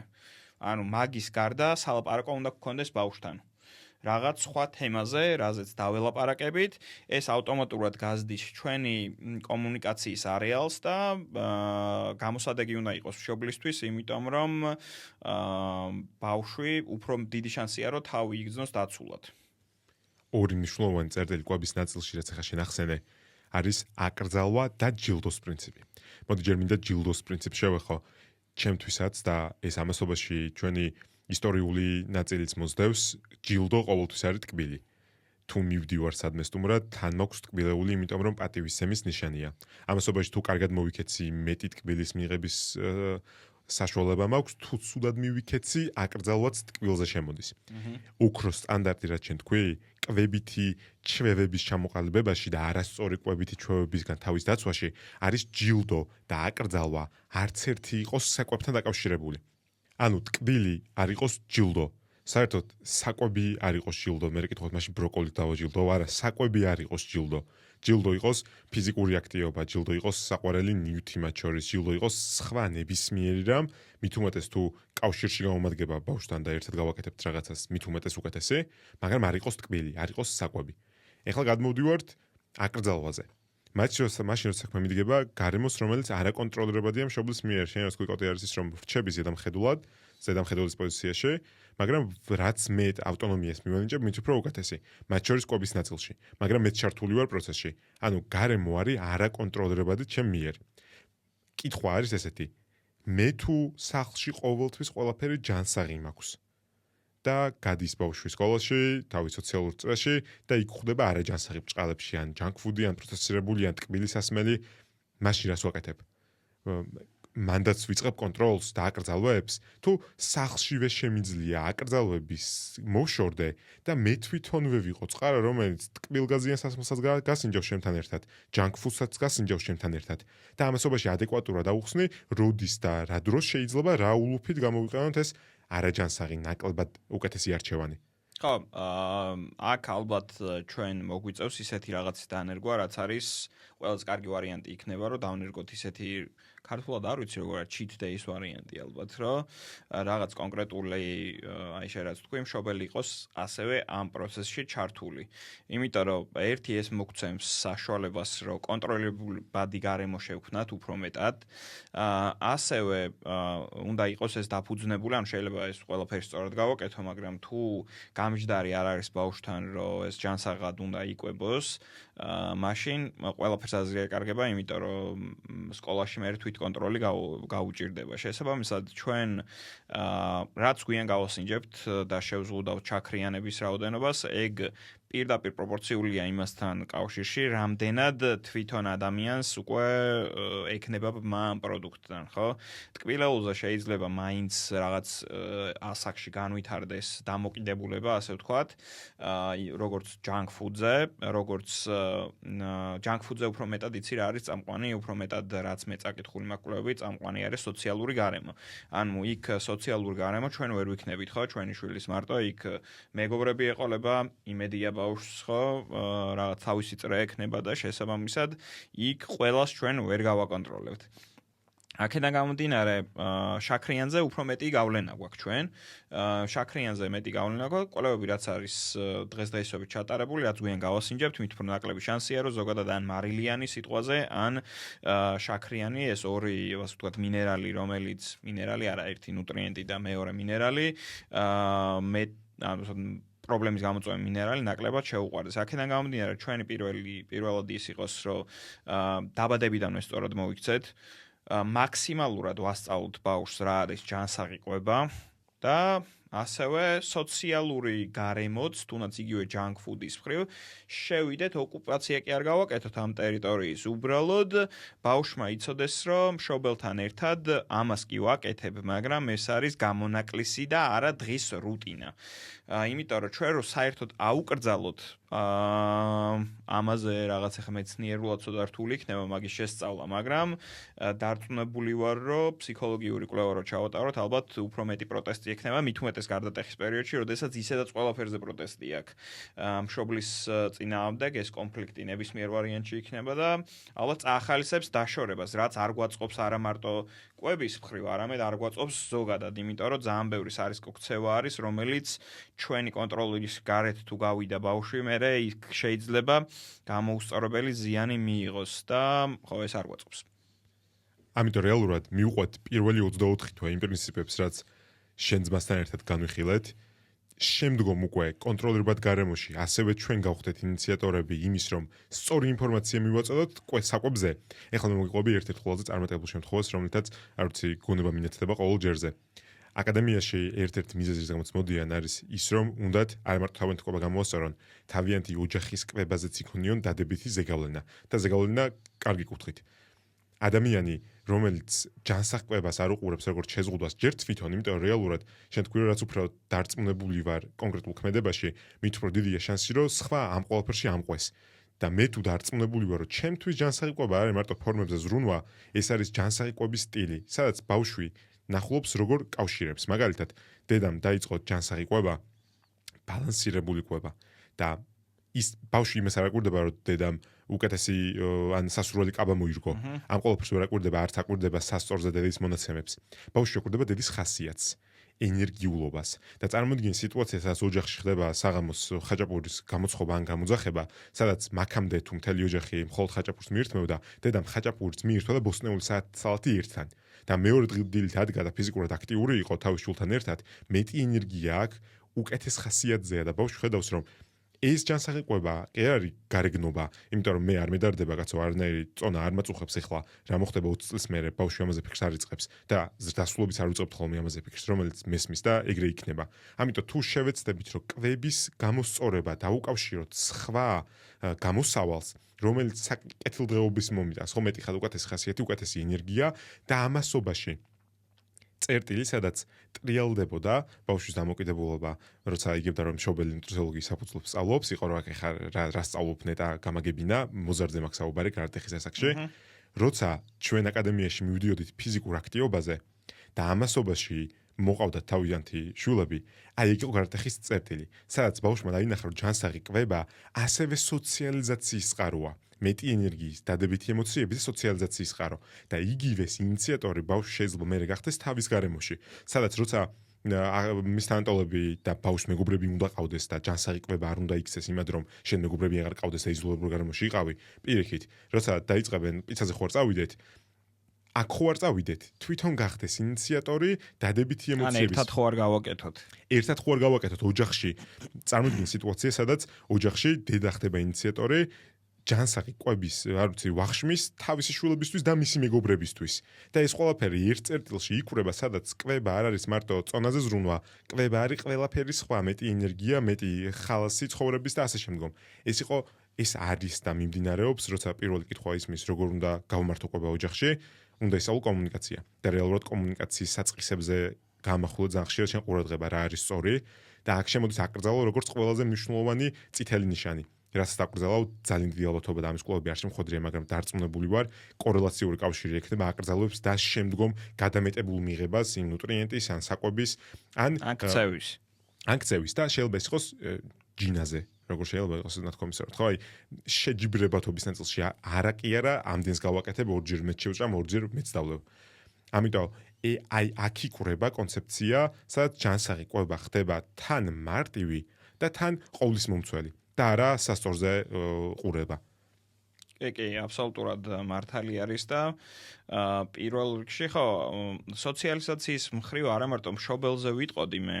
ალბათ ეგ ერთ-ერთი აქტივობა არის, რაშიც მე ყოველ შემთხვევაში შვილი, როდესაც მოყოლება ჩავრთავ, რომ ერთად მოვამზადოთ გარკვეული პროდუქტები, ეს მეც თვითონაც მიყვარს თან. ბევრი მხრივ არის მით უმეტეს ჩვენაერ ქვეყანაში მომგებიანი იმ მხრივ, რომ ფინანსურად თუ ვამბობდით, რომ რაღაცა კონკრეტული შეიძლება უფრო ძვირი იყოს, დარწმუნებით შემიძლია ვთქვა, რომ თუნდაც იგივე პიცაზე წასვლა რაღაც კონკრეტულ დაწესებულებაში, როდესაც სიტყვაზე 4 ბავშვი უნდა წავიდეს, გაცილებით უფრო იაფად შეგვიძლია ეგ ყველაფერი და უფრო ჯანსაღად მოვამზადოთ სახლის პირობებში. გაცილებით უფრო მრავალფეროვანი რამეები შეგვიძლია გავაკეთოთ და ბავშვებისთვისაც დარწმუნებული ვარ, რომ ეგ ერთობლივი აქტივობა თუ ჩვენ დავანახეთ როგორც სოციალური აქტივობა, შეიძლება უფრო იყოს წამახალისებელი, მით უმეტეს დღევანდელ სოციალურ მედიაში ერთ-ერთი წამყვანი, თუნდაც იგივე YouTube გადაცემა ან ასე შემდგომ არის კულინარიული გადაცემები, ხო? ეს ამაზე კაპიტალიზაცია ჩემი აზრით უნდა მოვახდინოთ ჩვენ და უნდა ვეცადოთ, რომ ეს მშობლებს მივაწოდოთ როგორც ერთ-ერთი აქტივობა. თან იქ აუცილებელი არ არის, რომ რა ვიცი, MasterChef-ში მიდიოდე ან Gordon Ramsay იყო, ხო? იქ ისეთი მარტივი ვიდეოებია, რომ შეგვიძლია ყველას გავაკეთოთ კარგი პროდუქტი. შეიძლება არ იყოს რაღაც Michelin-ის ვარსკვლავის მქონე რესტორნის კერძი, თუმცა საინტერესო უნდა იყოს და ბავშვისთვის დარწმუნებული ვარ, მშობელთან ბონდინგშიც მიეხმარება. თავის მეგობრებთან რაღაცა, ასე ვთქვათ, ჯანსაღი წრის შეკვრაშიც მიეხმარება და ფინანსურადაც გაცილებით უფრო ბიუჯეტური იქნება, ვიდრე, ეხლა მე არ ვამბობ იმას, რომ ვაგიუს სტეიკი იყიდე და ასე შემდგომ, ხო? მაგრამ პრინციპში რატო არ ვამბობ? მაგასაც ვამბობ, იმიტომ რომ ვაგიუს სტეიკი რესტორანში რო იყიდო, ალბათ მინიმუმ 3-ჯერ მეტი დაგიჯდება. 3-ჯერ მეტი დაგიჯდება, ვიდრე სტეიკი რო იყიდო და სახში მომამზადო, ხო? აქედან გამომდინარე, ხო, ეს არ მახსენდება, შეიძლება კომენტარში დაგვიწერონ რაღაც ესეთი კონკრეტული დაწესებულება, რაც უფრო იაფი იქნება იქ თუ მიხვალ, მაგრამ ეხა არ მაფიქრდება მე რაიმე ისეთი დაწესებულება, რომ ან უფრო ბიუჯეტური იყოს, ან უფრო ხო, მარტივად გამოუძვრეთ, ვიდრე სახში მომზადება. ხო, იქ რა თქმა უნდა მე იცით როგორ ვიზავდი ასევე მაგ მნიშვნელოვანია რომ სახლის საქმეებშიც ჩავრთოთ ბავშვი.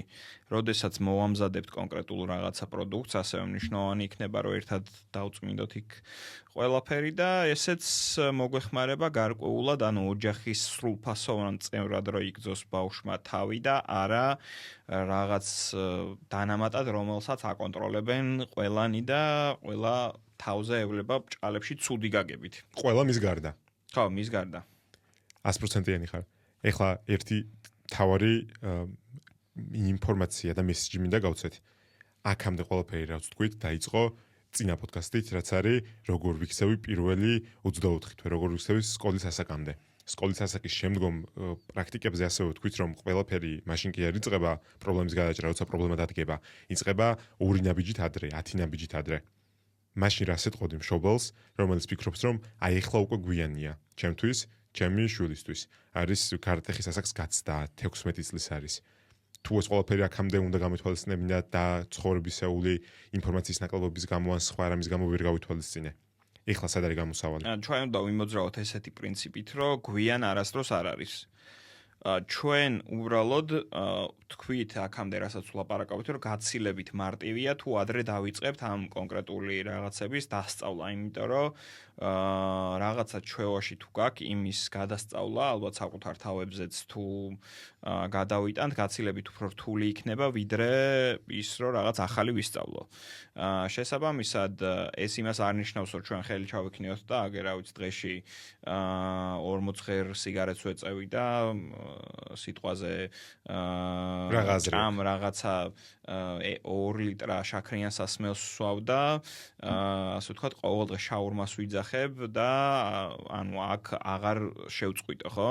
ჩვენთვის ეხა ადამიანებისთვის ყველაზე მნიშვნელოვანი რაც არის ფიზიკური ჯანმრთელობა, ხო? როგორც სიცოცხლის ხანგრძლივობის მხრივ, ასევე ფინანსური კუთხით, იმიტომ რომ ნებისმიერი დაავადება, რომელიც შესაძლებელია გამოწვეული იყოს თუნდაც იგივე არასწორი კვებით, გაცილებით უფრო მეტი დაგვიჯდება, ვიდრე დაგვიჯდებოდა ის, რომ სწორად ვიკვებოთ. შესაბამისად, ჩვენ თუ ამას ეკონომიკურ, სოციალურ ჯანმრთელობის მხრივ პრიზმაში შევხედავთ, ნებისმიერ წამს, ანუ დღესაც თუ დასრული ხარ და გინდა რომ ჯანსაღყვებაზე გადახვიდე, უნდა გადახვიდე.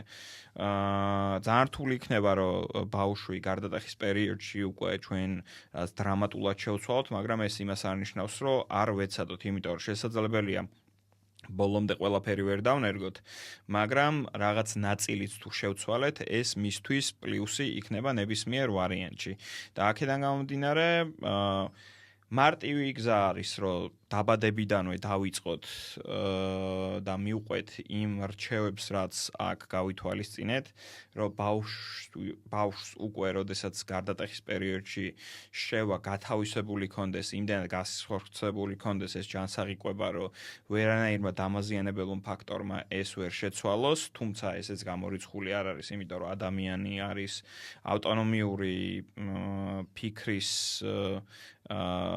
მოყვარე ასე ვთქვათ ორგანიზმი და შესაბამისად შეიძლება ნებისმიერ ვარიანტში შეიცვალოს თავისი წესი და თავისი ცხოვრების სტილი, ხო? მაგრამ მაგალითად ვერ დავიწყე, ხო, არ ვიცოდი ან ამ ინფორმაციაზე ხელმისაწვდომობა არ მქონდა. ეს იმის საშუალებას არ გვაძლევს, რომ მოდი აი ახლა ამას რა აზრი აქვს რა.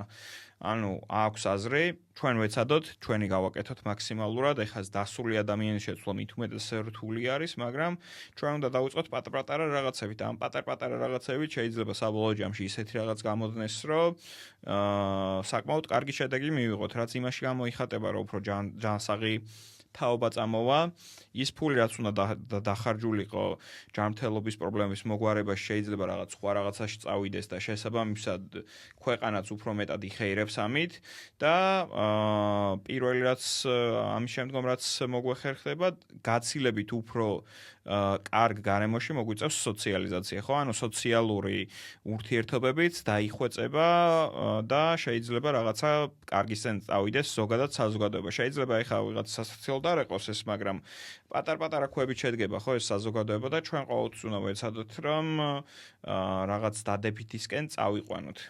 ყველამ რიცი შეგვიძლია. კი. და მოვდივარ შენთან, მოვდივარ პედიატრ ძმებთან და გული მაქვს მშვიდად, იმიტომ რომ ვიცი რომ მტკიცებულობას დაფუძნებულ პრაქტიკებს გამატარებენ და სადაც შეწყდება მათი კომპეტენცია გადამამისამართებენ. ამის მერე ეხლა ის რომ მინდა დავუბრუნდე გოგონაზე, რომელიც გარატეხის ასაკშია და იცვლება სხეულის აღქმა, იმატებს ზონა, იმატებს ცხიმოვანი საფარველი და იწყებს ამასობაში თუ ნანახია ოჯახში შეზღუდული კვება და დედა დიეტაზე იყო, არაფერს არ ჭამდა და დაიკლო, ან ვერ დაიკლო, მაგრამ ერთ-ერთი გამოსავალი მის გონებაში არის აკრძალვა და შეზღუდვა. თუ აქამდე სხვა არ უწესებდა ამას, თვითონ დაიწყებს თავისთვის აკრძალვების დაწესებას. ამის ერთ-ერთი ყველაზე ცუდი გზა არის შევედი მოუძებნე ფორუმჯიზე ამომივარ და არ ვიცი არაფერს ვერ შევჭით ფორუმჯის, მაგრამ დიეტების კარგი წყარო არ არის, არ ვიცი სუხიშვილობის დიეტა ამომივარ და რომელიც ექსტრემალურად შეზღუდულია, ან ამას ვიწყებ, რომელიც წითელი ხაზია, რომელიც არ უნდა გადავყვეთოთ, ან მეორე ნაწილი დავიწყე 3 დღეში გავჩერდი, ცუდად ვიგრძენი თავი, ჩაერთო მშობელის პროცესში და მივდივარ პროფესიონალთან. და ზოგჯერ იქაც მხდება არაადეკვატური კალორიული შეზღუდვა. ამ დროს რა კითხვები უნდა დასვას მშობელმა და მოზარდმა, უფრო მეტად მშობელმა, როდესაც კვების სტილის გაუმჯობესებაზე მიდგება საქმე. კი, პირველ რიგში მშობლებს შეიძლება სასოციალურად არ იყოს, მაგრამ ვურჩევდი ესეთი გადაცემა არის, გახდომაზე იყო ამერიკაში შოუ. Biggest Losers ხო არის ახლა? Biggest Loser Netflix-ზე დევს ხო მე მგონი. თუ არ ვწდებით ხო რა იღეს. კი, თუ მიგიწვდებათ ხელი და თუ ესეთ პრობლემასთან გაქვთ კავშირი, უფრო გასაგებენაზე და ფაქტებზე დაფუძნებით, ნახავთ რა უარესი შედეგი შესაძლებელია გამოიწვიოს მსგავსმა კვებამ. ანუ კი არის სწავლონ შეცდომები. კი, ხო და ჩემს მაგალითად ეგ თეორიულად წაკითხული მქონდა, ეხლა მე ნუტრიციოლოგი არ ვარ, არც ენდოკრინოლოგი არ ვარ და ესეთი ახლოს შეხება უკვე მართვის პროცესში, როდესაც ან ჭარბიწონა არის, ან დეფიციტი არის, აღარ მაქვს ხოლმე ბავშვებთან, მაგრამ თეორიულ ცოდნაზე გაცილებით უფრო მეტი ეფექტი ქონდა კონკრეტულად ამ რეალური ადამიანების ნახვას, რომლებიდანაც ძალიან ცოტა პროცენტი დარჩა იმ წონაზე, რომელზეც იყვნენ, ხო? მე ის იყო შეისწავლეს სტატიაც გამოაქვეყნეს და მე ამათმა უჩივლეს, რომ აი არასწორად ის რო 10 წელს მე follow-up study გამოქვეყნდა და მან აი follow-up study, ანუ განმეორებით კვლევაში 10 წლის შემდგომ ნახეს რამდენად მცირე პროცენტ ადამიანებს ჰქონდათ დაკლებული წონა შენარჩუნებული და ამასობაში ნახეს მე დაადგინეს რა იყო წონის შენარჩუნების კრიტერიუმები. მათ შორის იყო ფიზიკური აქტივობა. ვინც ინარჩუნებდა ფიზიკურ აქტივობას საშუალოს, რაც არის კვირის განმავლობაში მინიმუმ 150 წუთი ფიზიკური აქტივობა საშუალო მაღალი ინტენსივობის, ესენი იყვნენ ყველაზე წარმატებულები. ასე რომ ეგ ძალიან საინტერესო შოუა. მშობლებსაც აუხსნათ, რომ ჩვენ ჯერჯერობით ვართ იმ სტადიაზე, რომ ეს უხვად საჭმელი ხელმისაწვდომი არის ალბათ ბოლო 100-150 წელია, ხო? მანამდე წარმოიდგინეთ, რომ რამოდენიმე ათეული 1000 წელი ადამიანი კვირაში ერთხელ ან შეიძლება თვეში ერთხელ ჭამდა, ხო? ან ჩვენი ორგანიზმი მთლიანად არა მარტო ჩვენი, არამედ ის ცხოველებიც და ასე შემდგომ რაც ცხოვრობენ, მოწყობილია იმაზე, მით უმეტეს მტაცებლები, რომ რაც შეიძლება მეტად აითვისოს საკვები და ჩვენ ორგანიზმი, როდესაც წონას ესე სწრაფად იკლებ, იმას კი არ ამბობს, რომ ორა კაია წონა დავიკელი, პირიქით ფიქრობს, რომ ეხა როგორ აღვადგინო ეს. საწავიდა ჩემი და ბენჩმარკი უკვე აგიწია, ხო? ან მაგიტო არის, რომ ანუ ისე მარტივად არის ახსნილი, რომ წაკითხული შეიძლება გქონდეს, მაგრამ თან ადამიანებს რო ხედავთ, თან მარტივად გიხსნიან, უფრო გასაგები შეიძლება გახდეს და მით უმეტეს ალბათ თინეიჯერებისთვის და გარდატეხის პერიოდში მყოფი ადამიანებისთვის უფრო მისაღები პროდუქტი არის, ვიდრე იქ პედიატრმა რაღაცა მითხრა ვიზიტის დროს, ხო? და შესაბამისად ჩვენ